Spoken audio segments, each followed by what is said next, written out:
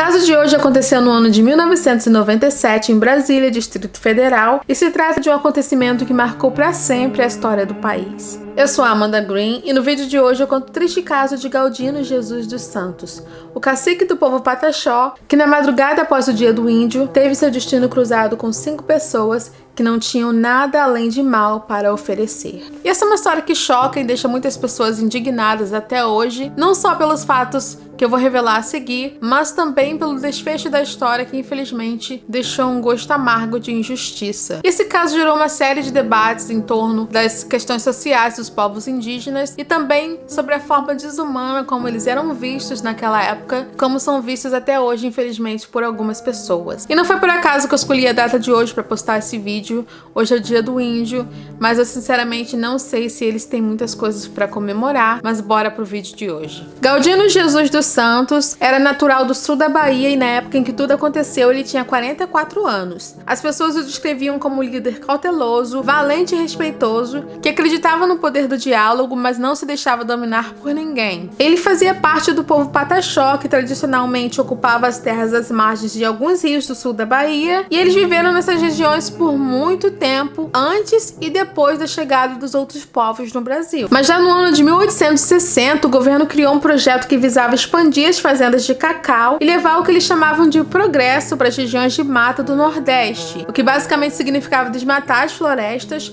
e construir rodovias e fazendas com lavouras e criações de animais, e isso prejudicaria muito a existência dos índios que moravam por ali. Os fazendeiros e madeireiros tinham muito interesse naquelas terras, que já eram ocupadas pelos Pataxós e outros povos indígenas, e eles chegaram com a intenção de expulsar os índios ou simplesmente dizimá-los, como eles já estavam acostumados a fazer em outras áreas do país. Porém, os Pataxós não desistiram e continuaram resistindo e lutando por suas terras, porque eles tinham uma cultura guerreira muito forte, e os fazendeiros, vendo a resistência daquele povo, começaram então a pressionar o governo, que finalmente designou uma pequena área de terra para os povos indígenas. Mas isso não impediu que os mesmos fazendeiros continuassem avançando com as plantações de cacau e também com outras diversas coisas que interferiam no viver daquelas pessoas. Em contrapartida, os povos indígenas começaram a criar pequenos grupos de liderança e resistência dentro das suas comunidades, para que assim, de alguma forma, eles pudessem se proteger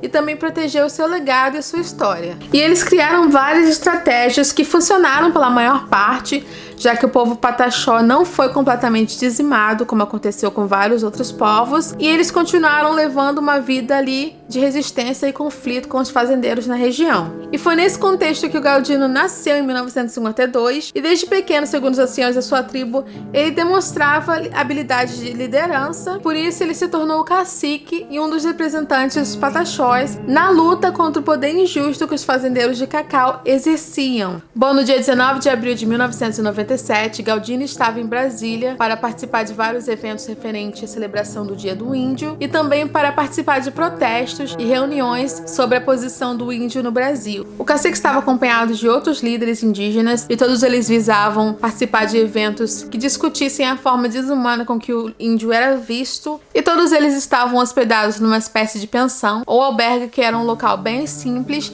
e que tinha horário para que os hóspedes pudessem retornar. E aquele era o Dia do Índio, então, como eu disse antes, o Galdino estava envolvido em vários projetos, ele participou de várias reuniões, e o povo dele tinha muita esperança de que ele pudesse usar as habilidades, o diálogo que ele tinha, para resolver os problemas que eles estavam sofrendo lá no sul da Bahia. Então esse dia foi muito cheio. Infelizmente, quando ele voltou para a pensão, já tinha passado das 10 da noite e ele não pôde entrar. E como o cacique estava bem cansado, ele resolveu descansar no banco do ponto de ônibus, que ficava bem próximo da pensão, na Avenida W3 Sul, na região central de Brasília. E foi aí que o seu destino se cruzou com o destino de 5 rapazes que voltavam de uma festa, mas que infelizmente não tinham a intenção de fazer nada de bom naquela noite. Eles eram Tomás Oliveira de Almeida, Eron Chaves Oliveira, Antônio Villanova, Max Rogério Alves e Guter Gutenberg Nader Almeida Jr. Todos eles, com exceção do Gutenberg, que tinha 17 anos, eram maiores de idade e tinham 19 anos. Segundo o processo, o grupo dirigia um carro, notou que Galdino estava dormindo no ponto de ônibus, então eles voltaram até um posto de gasolina, compraram líquido inflamável e retornaram já com a intenção de fazer mal ao cacique. Então o Aaron e o Gutenberg despejaram o líquido no corpo de Galdino e os outros na mesma hora atearam fogo no cacique. Logo depois, eles entraram no carro e fugiram do local. O homem que estava indo trabalhar viu aquela cena de horror. O cacique estava em chamas.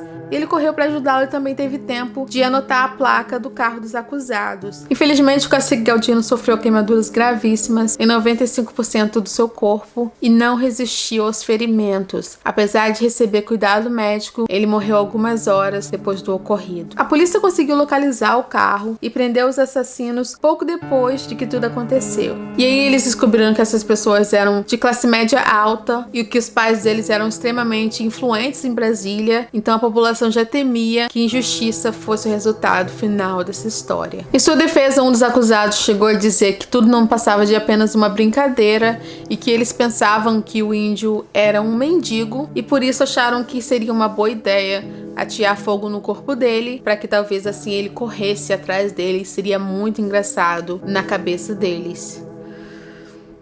Mas enfim, o caso gerou uma comoção muito grande no país, e apesar da comoção e da dor causada por esse crime bárbaro, o desfecho da história não trouxe nenhum senso de justiça. O julgamento dos acusados foi realizado no ano de 2001, e os 4 que eram maiores de idade foram condenados cada um a 14 anos de prisão. E Gutenberg, que era o único menor de idade, cumpriu 4 meses de medida socioeducativa. Pela natureza do crime, por se tratar de um crime hediondo, triplamente qualificado, os acusados não teriam direito a alguns benefícios que a lei prevê, mas apenas um ano depois de sua prisão, de uma forma que poucas pessoas conseguem explicar, eles foram flagrados bebendo em um bar e voltando para a cadeia em seus próprios carros particulares. E em 2004, eles já estavam soltos em liberdade condicional. E hoje em dia todos levam vidas muito normais, eles têm família, têm ótimos empregos, inclusive todos prestaram concursos públicos, e o Gutenberg inclusive tentou se tornar policial federal em 2014, porém ele teve acesso negado, mas no ano de 2016, após a concessão de uma liminar, ele foi aceito pela Polícia Federal Rodoviária e é onde ele trabalha até hoje. E apesar de receber muitas homenagens e se tornar um dos responsáveis pelas conquistas referentes às demarcações de terra no sul da Bahia, Galdino deixou um vazio enorme